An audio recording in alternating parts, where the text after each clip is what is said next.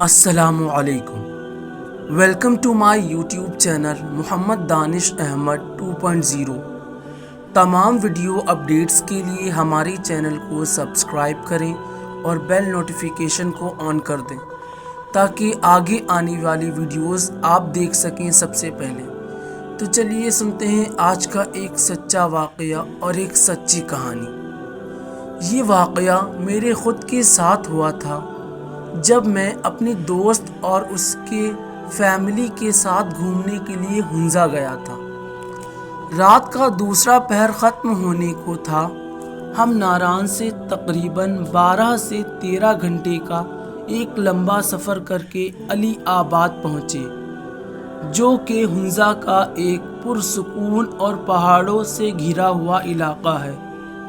چونکہ ہنزا کے لوگ زیادہ تر صرف دن میں ہی کام کرتے ہیں اور رات کو اپنے اپنے گھروں میں آرام کرتے ہیں، اس لیے کہ وہاں رات کو بے انتہا کی ٹھنڈ ہوتی ہے، جس کی وجہ سے وہاں بہت سناٹا اور وحشت پھیلی ہوتی تھی، اور اسی وجہ سے ہمیں کمرہ تلاش کرنے میں کافی دشواریوں کا سامنا کرنا پڑا۔ کافی زیادہ گھومنے پھرنے پر بھی ہمیں ہوٹل کچھ خاص پسند نہیں آ رہا تھا۔ دیکھتے دیکھتے ہم ایک ریسٹورنٹ کے باہر جا پہنچے، لیکن جب وہاں جا کر دیکھا تو سب سو چکے تھے۔ ہم نے زور زور سے اونچی اونچی آوازیں لگائیں تو اندر سے ایک لڑکے نے آواز دی، کون ہے آخر اتنی رات کو باہر زور زور سے کون چلا رہا ہے؟ تبھی وہ لڑکا باہر آیا اور ہم نے اس سے اپنی پوری داستان بیان کی اور اس سے کہا کیا ہمیں اس ریسٹورنٹ میں کمرہ مل سکتا ہے، چونکہ اس ریسٹورنٹ میں کچھ کمرے ابھی بھی ایسے تھے جو خالی پڑے تھے۔ تو لڑکے نے فوراً ہاں کر دی اور ہمیں کمرہ دکھانے لگا۔ اس نے ہمیں کمرے دکھائے جو ہمیں پسند بھی آ گئے۔ ہم سامان رکھنے کے بعد اپنے اپنے کمروں میں چلے گئے۔ مجھے ایسا احساس ہوا جیسے مجھے کھڑکی سے کوئی دیکھ رہا ہے، لیکن جب میں نے باہر دیکھا تو وہاں کچھ بھی نہیں تھا۔ میں نے پردے ٹھیک کیے اور باہر کھڑا ہو کے اپنی دوست کا انتظار کرنے لگا تاکہ ہم کھانا لانے جا سکیں، اور اسی دوران مجھے ایسا احساس ہوا جیسے کوئی میرے بالکل پاس کھڑا ہے اور مجھے دیکھ رہا ہے۔ میں نے ادھر ادھر نظر اٹھا کر دیکھا، لیکن وہاں کچھ بھی نہیں تھا۔ میں نے اسے اپنا وہم تصور کیا اور ہم کھانا لینے کریم آباد چلے گئے۔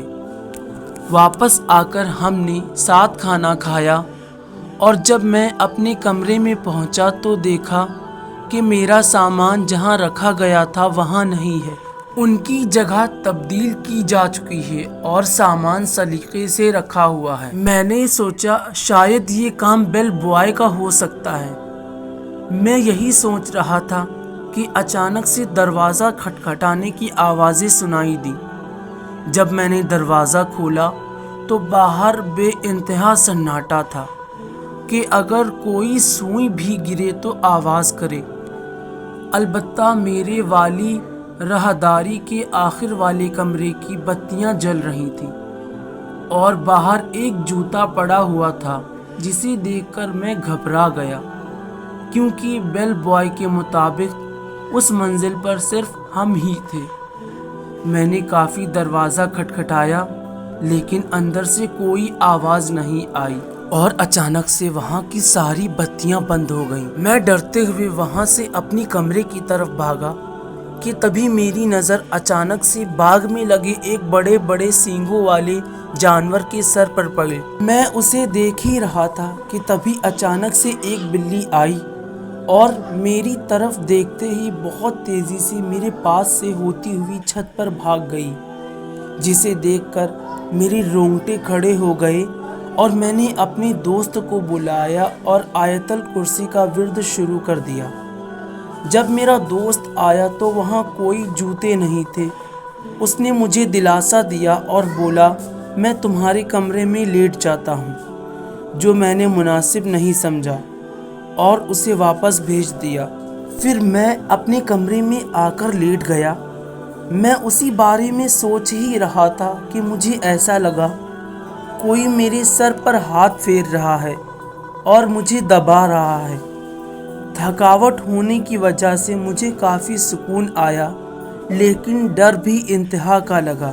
جیسے تیسے میں نے رات گزاری اور صبح اٹھتے ہی بیل بوائے کو بلایا اور تفصیلاً سب پوچھا، جس پر اس نے بتایا کہ یہاں ایسا کچھ بھی نہیں ہے، یہ محض آپ کا وہم ہے۔ ہم یہاں کئی سالوں سے ہیں، ایسا کوئی واقعہ ہمارے ساتھ یا یہاں آنے والے مہمانوں کے ساتھ کبھی نہیں ہوا۔ دراصل ہم کمرہ خالی نہ کر دیں اس لیے وہ ایسی بات کہہ رہا تھا، کیونکہ ان مہینوں میں سیاح بہت کم جاتے ہیں۔ اور جب میں نے سامان کا پوچھا تو اس نے بولا کہ یہ اسی کا کام ہے۔ تب میں نے اس کو اپنے کمرے میں جانے سے بالکل منع کر دیا، لیکن میں دروازہ کھٹکھٹانے اور بتیاں جلنے بجھنے والا معاملہ کیسے بھول سکتا تھا۔ خیر ہم نے دن گزارا اور رات کو پھر سے میں اپنے کمرے میں گیا تو میرا سامان پھر سے سلیقے سے رکھا ہوا تھا، جس پر مجھے غصہ آیا اور حیرانی بھی ہوئی کہ میرے منع کرنے کے باوجود بیل بوائے کمرے میں کیوں آیا۔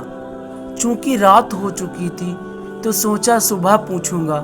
رات کو پھر کسی نے دروازہ کھٹکھٹایا تو میں اچانک ڈر گیا، اور جب میں نے دروازہ کھولا تو وہی سناٹا اور اسی کمرے کی بتیاں جل رہی تھیں، جسے دیکھ کر میری سانسیں اٹک گئیں اور میں پسینہ پسینہ ہو گیا۔ میں اتنا زیادہ ڈر گیا تھا کہ مجھے کچھ بھی سمجھ میں نہیں آ رہا تھا، اس لیے میں نے جلدی سے دروازہ بند کیا، لیکن پھر مجھے ایسا احساس ہوا کہ کوئی اندر آیا ہے۔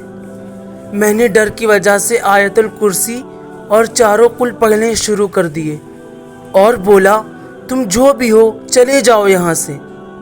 میں اسی ڈر سے لیٹ گیا اور سونے کی کوشش کرنے لگا، لیکن پھر گزرتی رات کی طرح مجھے ایسا احساس ہوا کہ کوئی میرے بالوں میں ہاتھ پھیر رہا ہے اور مجھے زور زور سے دبا رہا ہے۔ مجھے ایسا محسوس ہو رہا تھا کہ شاید یہ میری آخری رات ہے۔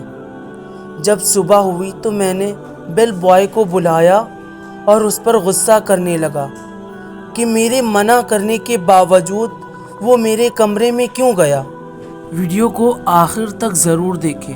اگر ہماری ویڈیو آپ کو پسند آتی ہے تو اسے زیادہ سے زیادہ لائک، کمنٹ، شیئر کرنا نہ بھولیں اور ہمارے چینل کو بھی ضرور سبسکرائب کریں۔ ساتھ ہی بیل نوٹیفیکیشن کو آن کر دیں تاکہ فیوچر میں اپلوڈ ہونے والی ویڈیوز آپ دیکھ سکیں سب سے پہلے۔ بیل بوائے نے میری بات کو نظر انداز کرنے کی کوشش کی، لیکن پھر میرے زیادہ پوچھنے پر اس نے بتایا کہ یہاں ایک روحانی مخلوق رہتی ہے جو کہ اس کے مطابق کبھی اس زمین کی مالکان ہوا کرتی تھی، لیکن وہ کسی کو پریشان نہیں کرتی اور وہ ایک نیک روح ہے۔ وہ بہت کم عیاں ہوتی ہے اور سیاہ نہ ہونے کی وجہ سے اسے ہم سے جھوٹ بولنا پڑا تھا۔ پھر ہم نے وہاں سے جانے میں ہی اپنی بہتری سمجھی۔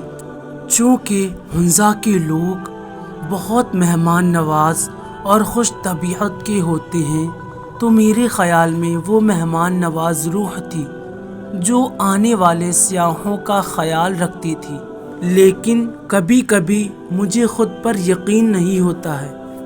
امید ہے آپ کو ویڈیو پسند آئی ہوگی۔ اگر پسند آئی ہے تو چینل کو سبسکرائب ضرور کریں۔